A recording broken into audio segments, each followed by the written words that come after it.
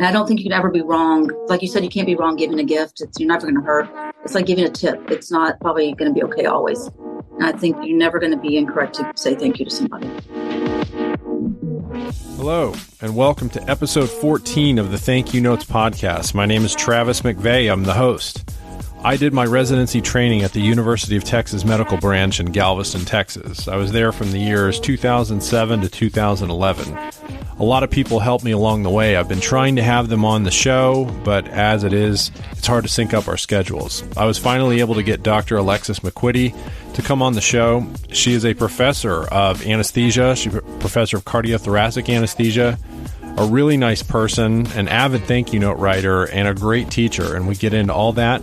So let's get to my talk with Dr. Alexis McQuitty. No, just be natural. That's what the people are here for. Okay. All right. Well, let's get started. This is Dr. Alexis McQuitty. She Hello. was one of my attendings during residency in Galveston at the University of Texas Medical Branch. Thank you for coming on. You're welcome. Thanks for having me here, even though I'm a little bit nervous. So thank you. Just finishing work, so we can see I'm not as sweaty, but a little bit doctor gear here. So. Mm-hmm. So you're at the Shrine Hospital, so it's 90-degree rooms. 94. 94. Yes. Okay. When did you start working at the Shrine full time? In 2007. So now I'm half and half, pretty much half cardiac and half Shriners, and a little bit of regular anesthesia in between. Why did you switch over to the Shrine Hospital in 2007? I think kind of critical care and cardiac anesthesia were both high acuity, difficult or complicated patients. And I think something that I enjoyed doing. I like a lot of hands-on, a lot of teaching, and critically ill patients from all over the world. And I thought it was something interesting to do. So I think you make a difference. Yeah, those are some of my most memorable patients from residency were the Shrine kids. Right. This is the Thank You Notes podcast. Do you write thank you notes, Alexis? Yes, actually hand notes still. Perfect. Is that old school? Yes, that's what I'm here to celebrate. In my drawer, in my closet, I have two drawers of, one is of photos, and one I have 4 different types of thank you notes. They're 3 to 4, depending on what type of person I would send them to. You know, some are fun and cute, and some are more serious and or professional. So I think it's probably one of the most important things that we can do, just acknowledge that someone did something for us or gave something to us. And I don't think you can ever be wrong. It's like giving a tip. It's not probably going to be okay always. It's important to say thank you. We teach our kids that. We just finished some Christmas thank you notes, but I don't think it's ever too late to write a thank you note. I've even written one 2 years later, and I felt awful about it, but afterwards I felt good that I did it. What was the one from 2 years out for?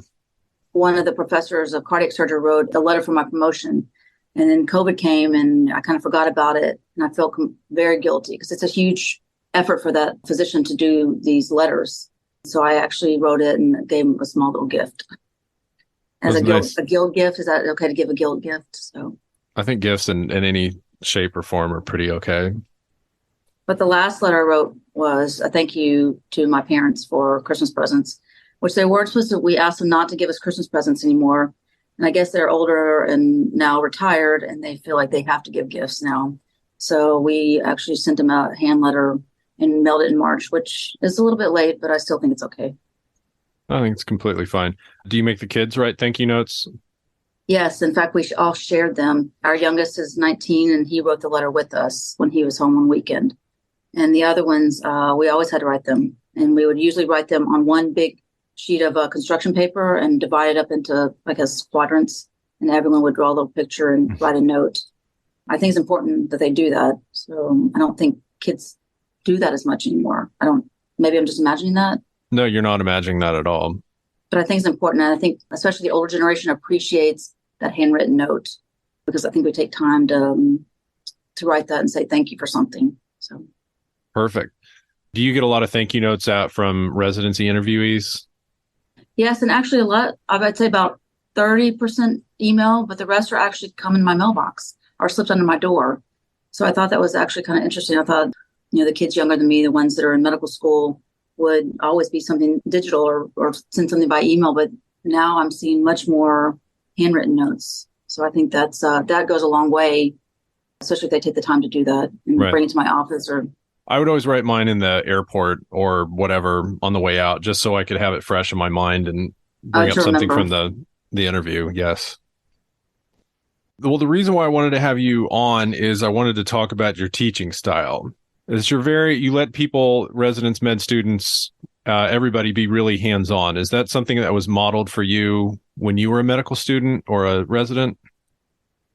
I think probably that would have started much younger. My dad's a retired trauma surgeon, and always growing up, I'm the oldest of my siblings and daughter, and so he would always make me do something, make me change the oil in the car before I could drive it. And so I think I started doing that as a way to remember things or to have students or residents remember things. I think they have to touch things, they have to feel things. Hand memory goes a long way to brain memory. And it also, for me to be able to do that, I had to instill myself that I was comfortable doing something. So it made me be a little bit better with my own skills.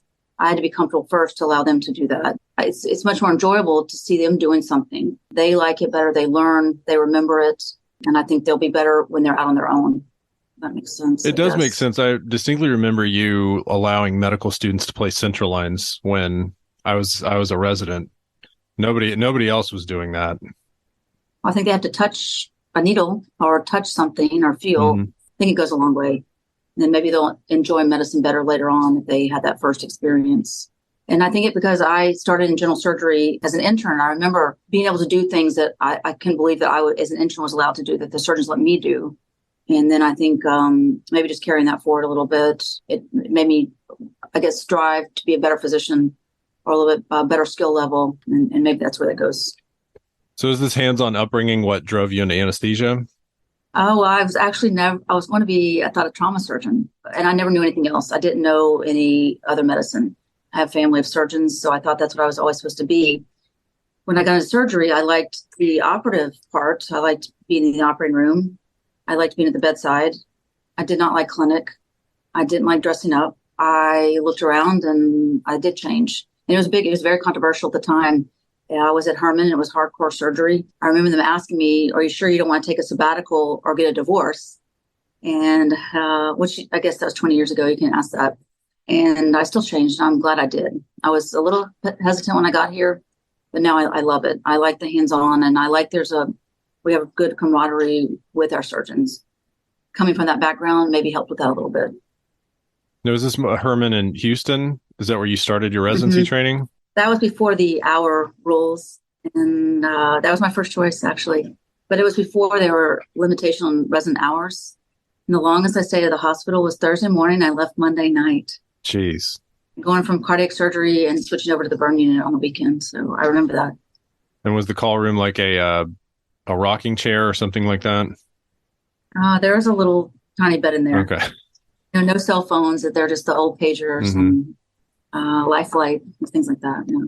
I was a medical student when they switched over the work hour restrictions. So the residents I was working with all of a sudden had what they thought was all this free time. It was a pretty drastic. It's pros and cons. So I think there's a little bit more emphasis now on wellness. There's also probably a loss of some continuity of care. We weren't able to stay the next day to finish something. I think there needs to be a little bit better balance. So there were some pros and cons, I think. Now, with your love of being hands-on yourself, does teaching students and residents scratch that itch, or do you ever wish that you could do more? But you still do. So that's what I was worried about, because, there's the joke about what is it in academics? There's those who can, and then there's those who do academics. And so at night when I come to Shriners, I come by myself. There's no resident at night. So I'm putting the lines in, taking care of the difficult airways with patients. And so I have to make sure I can still do that. And I was worried about what you're saying. If the resident fails, then we're the backup. And it's always with the more difficult airways and more difficult, complicated patients. So I think it is important to maintain our skills. And it is a worry if we just let residents always do something. And I do. I always let the resident try until we know it's time to intervene. And I think that's the hardest thing about teaching, is knowing when to intervene safely, letting them get enough time to obtain skills, but causing no harm to the patient. And that's a fine line. I didn't realize anesthesiologists were staying overnight at the Shrine. I don't think that was happening. We don't stay overnight. We just come in all the time. Oh, okay. Yeah. Okay. So I can get here if I drive down the seawall with my hazards on in about 8 minutes. And I did come with my pajamas under my scrubs one time, and no socks and no glasses. but That's gross. it works. So I did want to ask you, have you noticed a change in residents? I'd say it's a few years after you graduate when I think we've seen some significant changes. And I think it's medicine overall. There's books written about this. I think there's got to be a fine balance between this touchy-feely side, the technical side, the computer, everything's computerized, and then the hardcore science side. And what I think I mean by that is I think some basic science, basic medical knowledge, there needs to be more of an emphasis on that rather than all this wellness they talk about now. I mean, now we have so many lectures on wellness and how to be happy, but what happened to basic physiology and basic science? There needs to be a little bit better balance with that. And also a little bit, like we just talked about, put your hands on the patient rather than looking at the monitor. So I think those are some differences. And you may have seen residents coming out now are a little bit different than when you trained. I've noticed that especially in the people that are coming out and interviewing for jobs. There's a lot more focus on the work-life balance. Travis, I don't remember that word. That wasn't something we talked about. I mean, I think in the last few years, that was something they talk about now. How much time do I get off? I don't think we had that, but we still enjoyed it. I enjoyed residency. I thought it was fun. I enjoyed residency too. I thought it was wonderful. I think I actually jinxed myself on an interview for asking about vacation. But now it's accepted. That's how I think you're supposed to ask that now. That's what everyone, how much vacation do you get? How much time will you have off? Sometimes we're maybe doing a disservice to residents because they may actually go out in the private world or academic world. I may work much longer hours than a resident does. Or let's say I get home at 3 a.m. Well, I may have to go back to work at 7 a.m. And sure, they'll try to get you out if they can. But if you're a resident, they have some work rules and they can't come back for 10 hours. In reality, I think learning how to work when you're a little bit tired, to the public, it may seem like, of course, oh, I don't want that doctor to work. But I think it's important that we learn how to work if you are a little bit tired, how to be healthy, still drink water, exercise, stay in shape. And I think you can actually do a lot better. And I think that's why we travel better. We don't have jet lag like other people do. I may have just totally made that up, but I feel like I don't have jet lag. Yeah, I don't feel like I have jet lag. So if we fly overseas, so the 9 to 5 stuff is fine, but you don't get to choose when your really, really bad cases are. And I think there is value in knowing how to operate under those circumstances. And I don't know what it is, but when you get called in the middle of the night for something, you don't really feel tired. Granted, there's the really boring case that has to go in the middle of the night. So I feel tired only if I think about it too much, think, oh, it's coming or dreading it. And the other thing is I'd rather stay at work late than have to go home, go to sleep and get back up in the night. It's much easier just to stay up. Once you've gone to sleep, it's really, I think, hard to come back. So I absolutely agree. Or once I hit the threshold of the house, I don't want to go back. So if you're there, it's easier just to stay and work. What is your favorite thing to teach residents and students? Is it procedures? Is it basic science? Is it? I call it hands-on physiology. Can I give an example? Please. I'll speak in half layman's terms, I guess. The blood pressure's low. How does a resident or student know what that is? Well, let's give volume. Does it get better? So I actually, on the wall, we have actually, we can draw on the wall in our burn room with magic markers. And we basically draw a Starling curve. And let's say, tell me where that patient is on the Starling curve. If they don't respond, then we get an echo probe and we echo the resident. We do an cardiac ultrasound. And so it's actually letting them see real-time physiology. So rather than just reading about it, I think they can read about it once, but then once they see it, then they'll remember that, how it works. So I think it's something like that, seeing something or seeing physiology, if that makes sense. Mm-hmm. That's the kind of stuff I like to do. I like to teach lines. I think to teach hand skills is very important. I told them I never want a surgeon to make fun of them. I want them to have great hand skills. So that's good. Yeah. That's probably the reason why you're so popular amongst med students and residents is because you take the time to do those kinds of things. I think I would be the attending that would come in and sign the chart and give a lunch break. And I think so. But maybe it's a personality because I talk to the wall. My husband gets embarrassed in the airport because I'll talk to some random people in the airport. And he said, do you know those people, Alexis? Like, why are you talking to those people sometimes? But, and that's just, I think the way my dad is also. So embarrassing. So. The last question I had for you before we do thank you notes is if you couldn't be an anesthesiologist, what would you be doing? I ask if you couldn't be I usually ask that question for interviews. If you couldn't be in medicine, what would you be? I probably would say spy, like in the Mossad, but it can't be that. I read all the spy books. That would be my dream. You'd be a terrible spy. That would be my dream job. Number two, probably a restaurateur, like own restaurants, like super cool restaurants. Bring something down from like Acapulco, like the Yucatan, bring it up to Galveston, and have a place like Okay. that. All That's right. what I would do. I like to cook a lot, so Do you go by Dr. McQuitty? Are you still Alexis? I like people to call me Alexis. Yeah. This is my thank you note to Oh, you. thank you. This says, Dear Alexis, thank you for teaching me so much and leading by example. I don't think I have ever worked with a physician who is as unanimously liked and respected as you are. Med students, residents, and faculty all think you're the cat's pajamas. You were always a doctor and a person I hope to emulate. I'm sure you've only gotten better in your later youth. Thank you, Travis. In my later youth, thank you. That was very nice. Thank you. You're very welcome.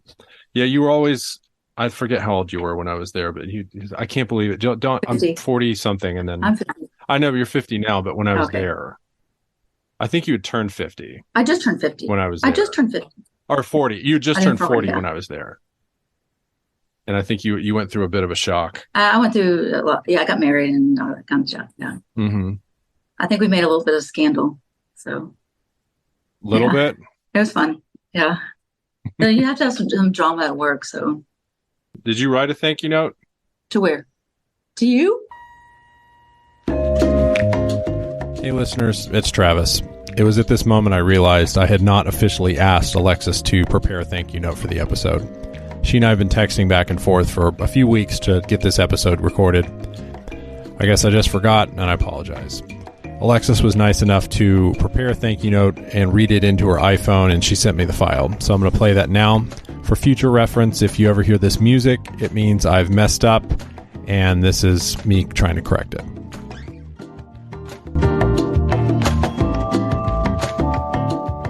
All right, so who would you like to publicly thank, Alexis?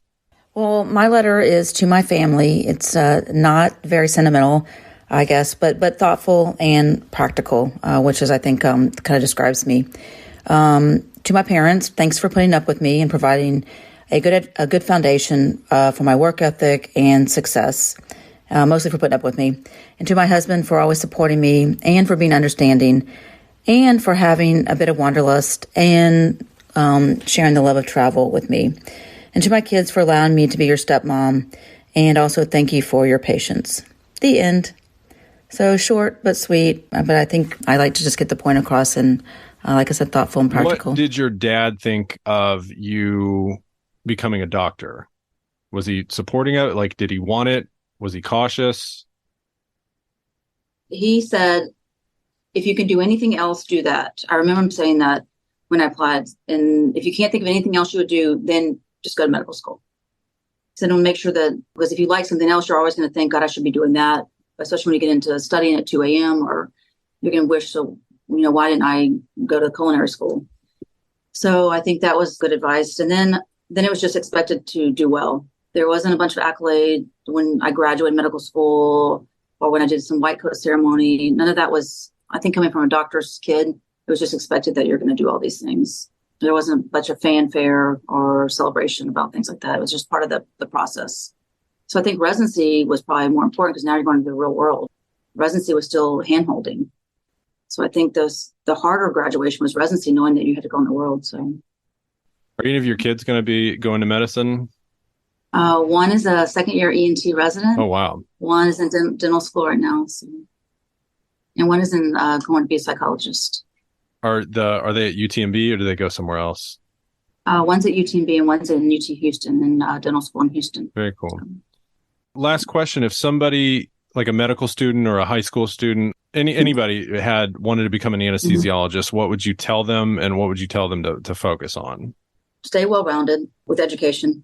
It's not just science. You have to also be able to speak well, do well in English literature, things like that. I think it goes a long way to having a good science background. Also needs maybe a good liberal arts, side of things also. And that's a long time to explain that. And number two is, ask questions and shadow. Ask to follow and make sure you understand how they live, what they do every day, and, day in, day out. And I think they'll get a good gist for it. And always ask questions and stay excited about basic science, I guess. Well, that was the nice thing about working with you is that there was never really a dumb question. You went out of your way to make sure everybody... Or laugh a little bit. But I always say that I have some book smarts, but not necessarily social smarts always. So sometimes I would say the incorrect words or incorrect phrases, the wrong joke, something I may try to look up on Google and it was wrong. So I think that they can make fun of me right back. So, or Urban Dictionary, I looked something up on there. That's bad. Oh, no. So. Well, Alexis, you made it through without swearing, without saying anything un-PC. Okay. I'm proud of you.